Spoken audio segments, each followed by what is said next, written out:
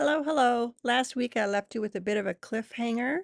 I'm not going to keep you hanging any longer. The workshop was with Jane Sassaman at the Estelle Center for Creative Arts in LaVeta, Colorado.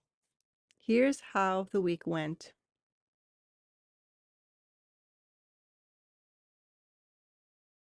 The first stop sign as I enter LaVeta, I look left, expecting to look for traffic, but what do I see? A doe and two fawns. I thought maybe I was on an episode of Northern Exposure for a minute. I followed them around town a little bit and took some more photos. They led me through this magical town.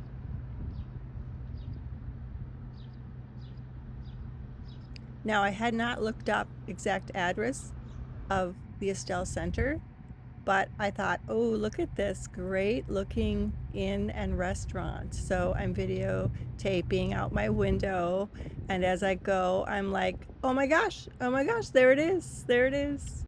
I was a little early to register, so I hung out in the park for a while, which is right across the street from the Estelle Center. I also drove around town and took some photos. It is absolutely the most charming town for its size that I have ever seen. Plus, the restaurants are phenomenal. We had some really good eats, and the catering at Estelle Center was exceptional. Now I know my videos have not included quilting for a while, so let's get to it. Each day started with a lecture from Jane about everything you need to know about her method of quilting. She's a great teacher. She's been doing it for a while, as we know, and she leaves no stone unturned. You want to know about thread? Jane will tell you about thread. Here we get a little peek into Jane's studio.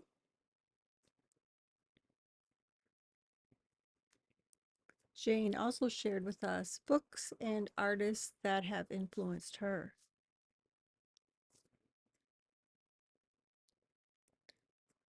And if you're wondering, does Jane know color? Jane knows color.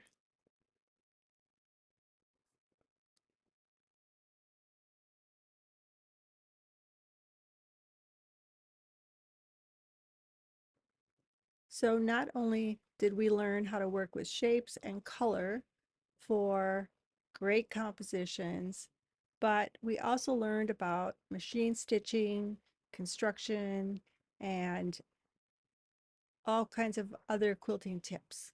I mean, this workshop was packed. I know I sound like a commercial, but this was on my bucket list for 20 years. Since 2004, this has been on my bucket list, and I was not disappointed. I just want to shout it to the world. This is a great workshop.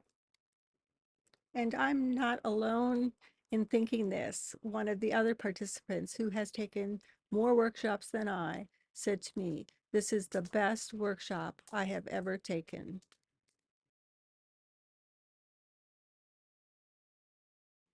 One of the things I really admired about Jane's teaching style is that she gives every single student plenty of attention.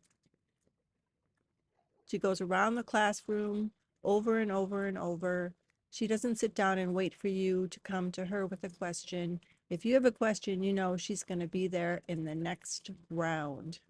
If you think your question is urgent, get up out of your chair, go over, and she's happy to chat with you.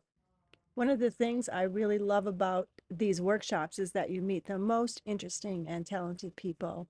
This is Julie, and I loved her jacket. She made this herself, including all the embroidery. And speaking of interesting people, I briefly met Karla Overland at the taping of the quilt show back in March, only to find out she's at the Jane Sassaman workshop, and we both drove our matching vans from Minnesota. Have you heard of the Cherrywood Challenge or Cherrywood hand-dyed fabrics? That's all Karla's doing. and she gave a wonderful presentation at this workshop about her fabrics and the history. You can learn more using either of these links. Okay, are you interested in my project at this workshop? We were supposed to bring some inspiration images. These are mine. They have to do with cactuses. But as I was driving to the workshop, I realized I really wanted to continue my theme of one photographic eye in my quilts. And Jane was agreeable to this. So here's how it went. After drawing the face and leaving room for one photographic eye, I drew this cactus and placed it on top of her head. I continued drawing parts of cactuses and adding them using tape to my first drawing, kind of building a pattern. It wasn't until the next day that I realized, uh-oh, I'm not exactly following Jane's method. I've integrated some of my own method with hers. So now it's time to start working with the fabric. I decided to start by building the face. Here I am auditioning some Cherrywood fabric, which is the first time I've experienced using this fabulous fabric. I'm mixing Cherrywood with some of my own fabric designs. And here I'm starting to add some of the cactus bits. I'm thinking I want to perhaps have the top and the bottom in black. And here I decide to tilt that cactus cap. Here I'm auditioning a background color. Here you can see I've cut it out and placed it behind the cactus cap. So the blue shoulder pieces actually came from the cap that she's wearing. I used the same idea and then changed it up a little, put it on her shoulders. Then I added the two dots and suddenly it's like, oh my gosh, it looks like butterfly wings. This is where she kind of transitions from cactus girl to butterfly girl. And you can see I changed out those wings or whatever springing from her neck. They originally were a different fabric. Now I'm on more of the insect trajectory. So this is how the quilt develops if you just pay attention to what you're seeing instead of insisting that it be what you thought it was going to be in the beginning. I thought she was going to be like prickly pear girl with all these cactuses that look like cactuses coming out of her head, but instead she is taking on a life of her own. And this is what I love about working this way. Jane is always incredibly kind with her suggestions. She never makes you feel like you have to do what she suggests. She did suggest that I do a test face before I start stitching on my final face, and I am so glad I took her suggestion because I learned a lot.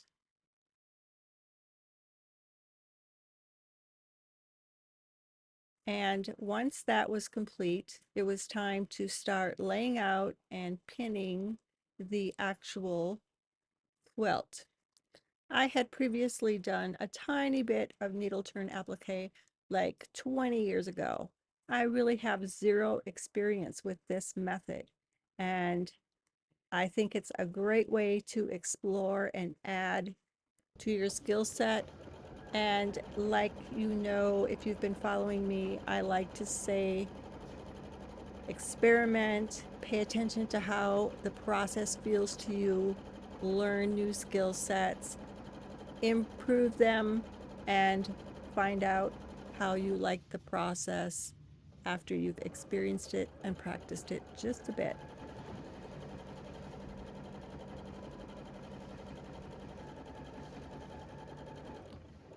Here on the left, you can see my test swatches.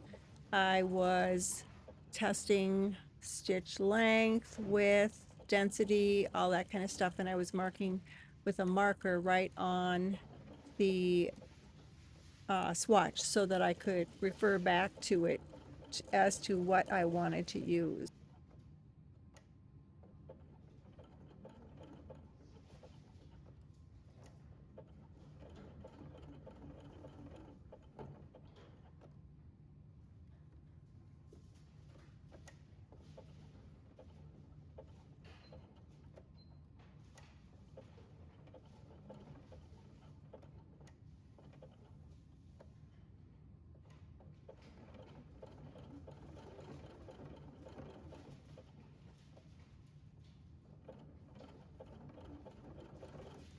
Yes, there is a learning curve to sewing curves with a satin stitch. I had not used a satin stitch prior to this, and so it took a bit of practice to get that to look like I wanted it to look on the curves.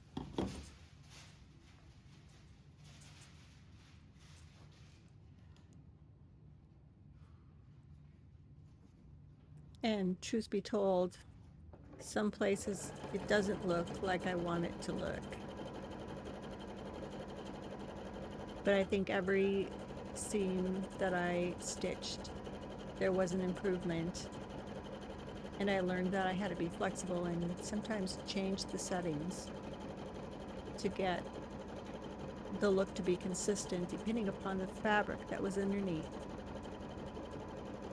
And depending upon whether I remembered to follow Jane's steps exactly. Sometimes I forgot to do things that I was supposed to do. So, practice makes perfect. Remember my smashed finger from the previous video? As you can see, it's healing, healing, healing. No longer swollen, just kind of ugly.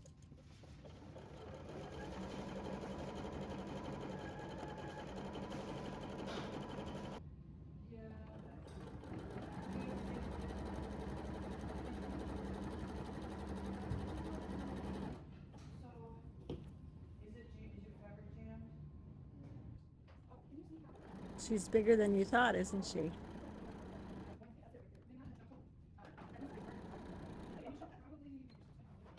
Are you wondering why I'm stitching everything in black? Black, black, and only black? Well, the first reason is because I don't use a lot of colored threads. I have black and white and cream and gray and a few colors, but I certainly didn't have colors to match all of the fabrics that I was using here.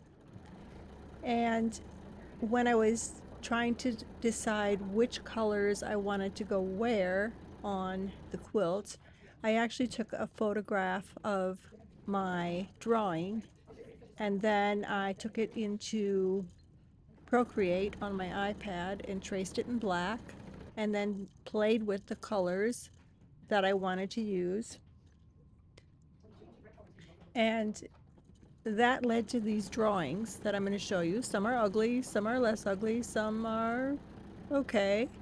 And some of them don't have a black line, some of them have a gray line. And they, it was just for me to get some perspective on what where I was going with this. In the end, I decided that I liked the black line, and Jane agreed that she liked the black line. Woohoo! So that's why it went the way it did. And here are those Procreate sketches.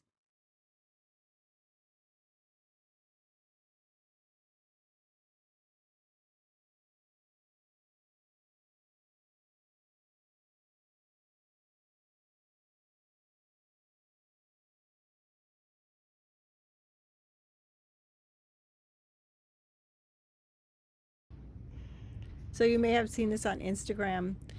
I had a poll about which lip orientation would be the best.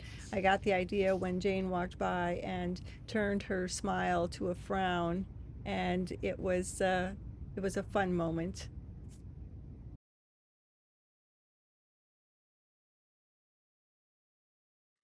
I often find in retrospect when I look back at the work I'm doing and realize how my environment influenced it in some way. This is my room at the Estelle Center. Each room has a theme, and when I look back now, I see, oh gosh, I think I may have been influenced in my color choices. And perhaps the garment Jane herself was wearing on the very first day influenced my color choices.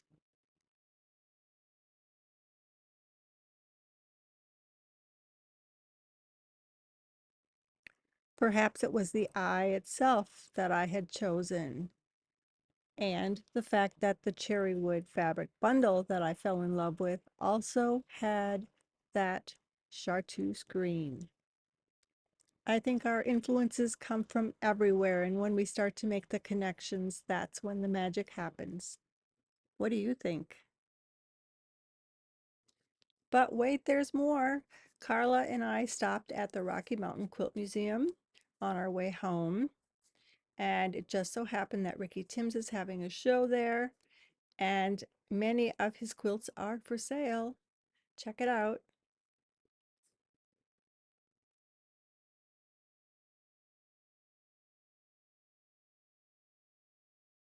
One of my final stops with Karla was at Kae Quilts. Jenny is an ambassador for Cherrywood Fabrics. She showed us her studio. There was a little business talk, and it was wonderful to meet her. Check her out on Instagram.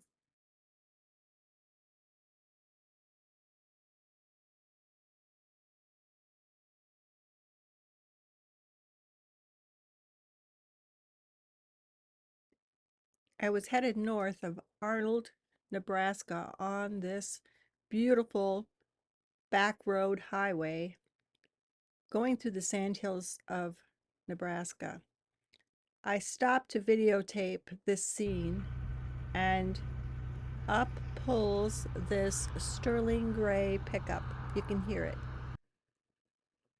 Of course, I stopped taping as the truck approached, slowed down, stopped, the window rolled down, revealing this Sam Elliott-esque cowboy asking me, "Is everything okay?"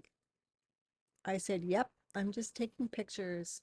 And with that, he smiled and nodded as cowboys do, just like in the movies. And he was on his way. He was headed south, I was headed north. Almost 272 miles on this highway. I saw 3 vehicles, and I have to say, the Sam Elliott cowboy will stick in my mind for a long time. Well, I'm home now. I want to say thanks to the staff at Estelle Center, all the other quilters that I met, and especially Jane and Karla. This was a trip to remember. Thanks to those of you who are watching, especially those of you that are here all the way to the end. I appreciate it, and I will see you in the next video. Bye for now, and have a fabulous week.